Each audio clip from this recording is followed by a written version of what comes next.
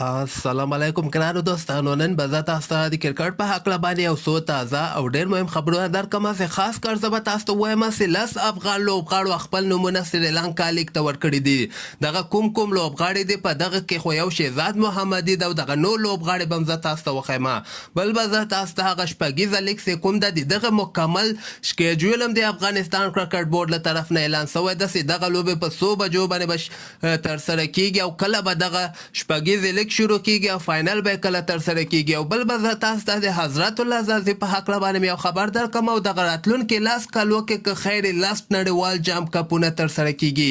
مهم معلومات در سره شریکوم. ویډیو تر اخره پورې وګورئ. په هر څه به تاسو پوهیږئ. راځم او زه تاسو ته وایم چې نن د افغانستان کرکټ بورډ له طرف نه دغه شپږیزه چې کوم د افغانستان شروریزه ټورنمنټ د دغه مکمل شیډول اعلان شوی ده چې اولنۍ لوبه که خیر 18 جولای باندې به شپږیزې لوبې شروع سي.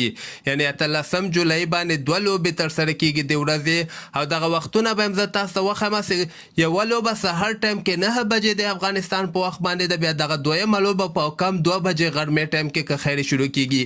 په دغه وختو باندې د شپږیزې دغه لوبې که خیر ترسره کیدونکې دي. هغه بعضې لوبې بیا یو نیمه لوبه یعنی 2 بجو کې ده او بعضې لوبې په کم 1 بجه ده او سهار ټایم کې چې کومې لوبې دي دغه ټولې لوبې په 9 بجو باندې که خیر شروع کیږي. شپږیزې لوبې به 18 جولای یعنی د بلې میاشتې 18 جولای باندې به شروع کیږي او فاینل لوبه به که خیر 15 په اګست باندې به فاینل لوبه په شپږیزه کې ترسره کیږي. او دغه نه وروسته به که خیر بیا افغانستان د آیلینډ په طرف باندې روانیږي او آیلینډ سره به په آیلینډ کې 15 شهر ورځې لوبې ترسره کیږي.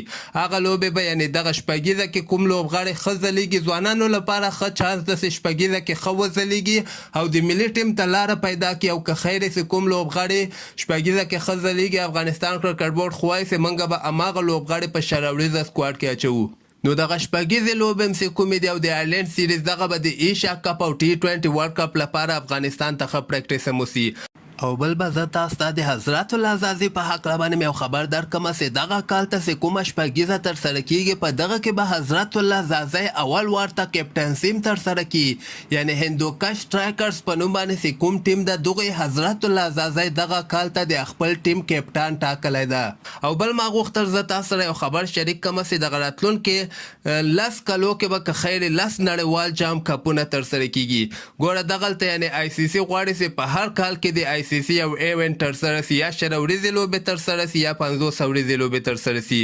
اوس دغلته تاسو وګورئ په دغه لیست کې په همدغه کال کې شل ورځې ورلډ کپ په استرالیا کې ترسره کیدونکی ده. کال 2023 کې 50 ورځې ورلډ کپ په هندوستان کې ترسره کیدونکی ده. کال 2023 کې یو ځل بیا شل ورځې ورلډ کپ په ویسټ انډیز او امریکا کې ترسره کیدونکی ده. کال 2025 کې بیا چمپیون ټرافي ترسره کیږي.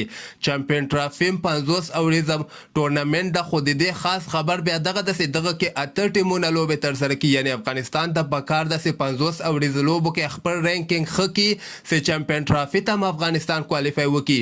په دغه باندې به هم خیر بیا زه بل وخت تفصیل سره په یو ویډیو کې پوه کړم. خو دغه چمپیون ټرافي ورلډ کپ نه یعنی کم نه ده.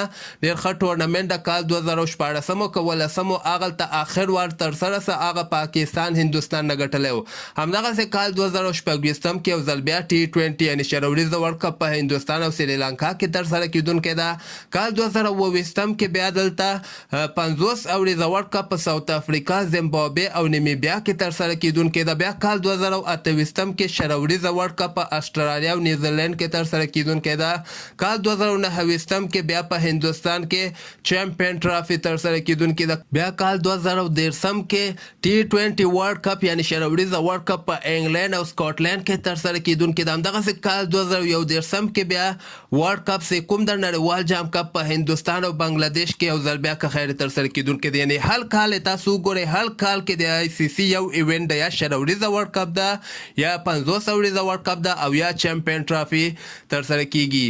او بل به زه تاسو ته وایم چې سبا ته که خیر دغه د سریلانکا او د استرالیا څلورمه 50 ورځې لوبه هم ترسره کیدونکې ده. دغې نه مخکې درې لوبې ترسره شوي چې 2 ورکې سریلانکا ګټلې یوه بیا استرالیا ګټلې ده. سبا ته چې کومه لوبه به ترسره کیږي او 9 بجې د افغانستان په وخت باندې شروع کیږي. ټین سپورټ کې تاسو دغه لوبه لایو هم کتلی سئ.